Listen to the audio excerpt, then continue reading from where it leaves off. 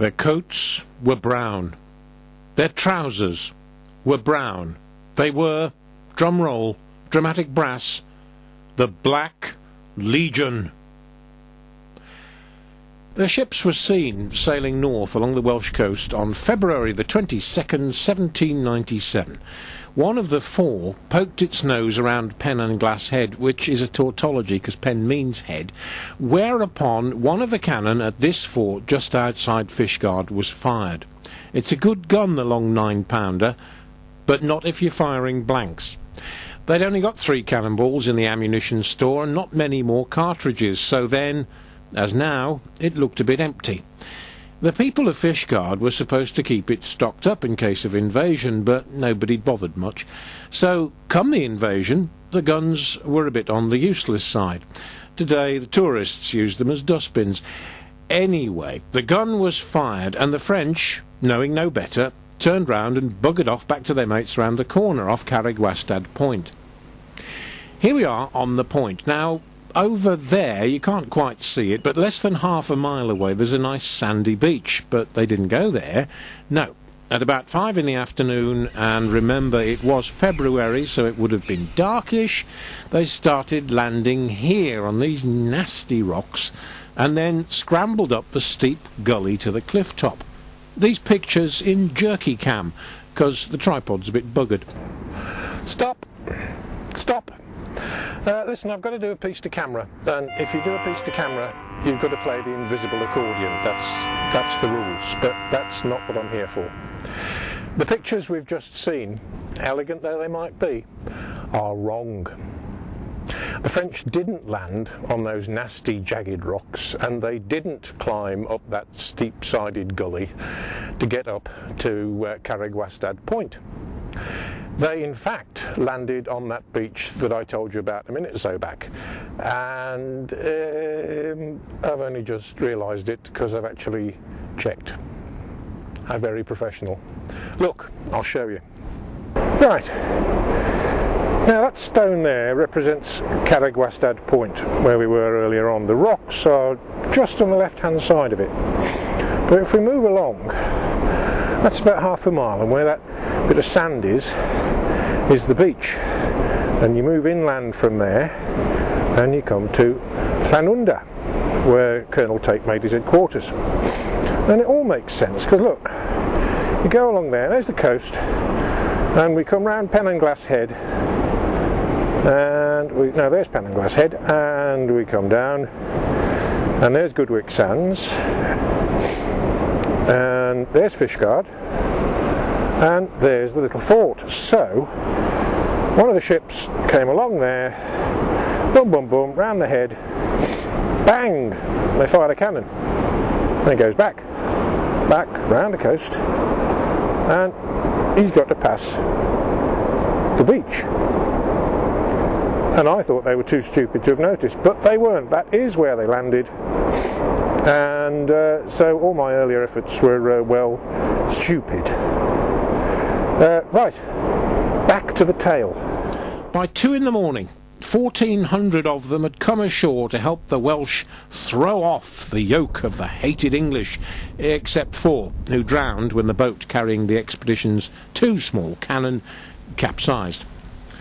The Black Legion, the Légion Noire, were supposed to have supported an invasion of Ireland which didn't happen. They were a sideshow, they were convicts, they were troops even the revolutionary government of France found an embarrassment. They formed up, probably about where the memorial stone is now, but then they spread out across the countryside and tried to win the hearts and minds of the local people by stealing from them. They stole the plate from this church at Llanunda. They stole food, and they stole a very great deal of port, which the people of Fishguard had salvaged from a wreck, and they got very, very pissed. There may have been rape as well as pillage, but not if all the women were like Jemima Nichols, Jemima Vowr, Big Jemima. She took her pitchfork and walked from Fishguard to Llanunda, rounded up 12 of the Frenchmen and herded them back to the village before setting off for more. Colonel Tate, the 70-year-old American who was in charge probably saw it from his vantage point up on those rocks. He may also have seen some of his men being shot dead by other locals. We may venture to think that his belief in the fighting qualities of his legion was somewhat diminished. While Jemima and the others were doing their bit, the local militia was on the march, 500 of them and far from frontline troops. But their commander sent Tate a message, telling him he was outnumbered and telling him to surrender. There was a bit of toing and froing, but then Tate said yes. His troops were assembled on Goodwick Sands, just down the hill from Fishguard town centre, and here's where the legend comes in. Tate said he believed he was facing British regulars, the Redcoats. There weren't any, but the local women came out to see the show, probably on those heights over there. Red shawls and black hats, which is what they wore, could have looked like English soldiers if you were a demoralised, cold, hung-over Frenchman who was wearing brown trousers. Anyway, they gave up and Colonel Tate was taken to the pub. These pictures are in wobbly cam, because I forgot the tripod, and had a pint of Reverend James, which is strong beer, and had a meal and stared at the barmaid. Anyway, the Royal Oak was where he signed the surrender, on this table, where rests, in its case, the bell Jemima vowed was supposed to have rung to alert the townspeople. Hey, who knows? It's a good tale. These days, the invaders come from Ireland and put fag packets in the cannon, but it was the last invasion of Britain. It caused a hell of a scare. It could have been written by Terry Pratchett, and an invasion that ends in the pub is good enough for me. Well, if you make a mistake, you've got to pay for it. So, as I take my last lonely walk, I'll try and answer a few questions that might have cropped up.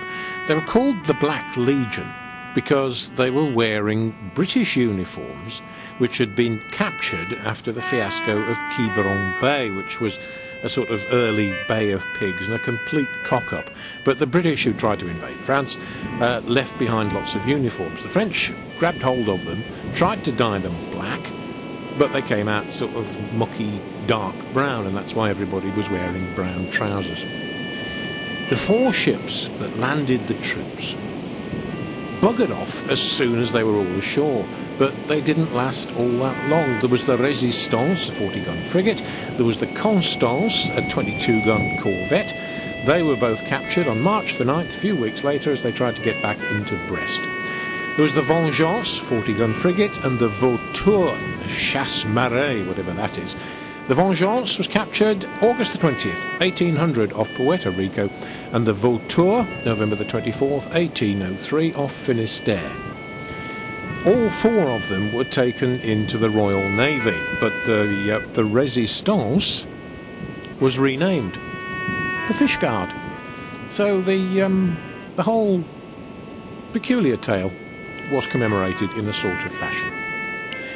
But now I must continue my long, lonely walk, and you'll never see me again, although it is just possible that letters, emails, large amounts of money might find me under the name of John Stonehouse, Perth, Western Australia. Ta-ra.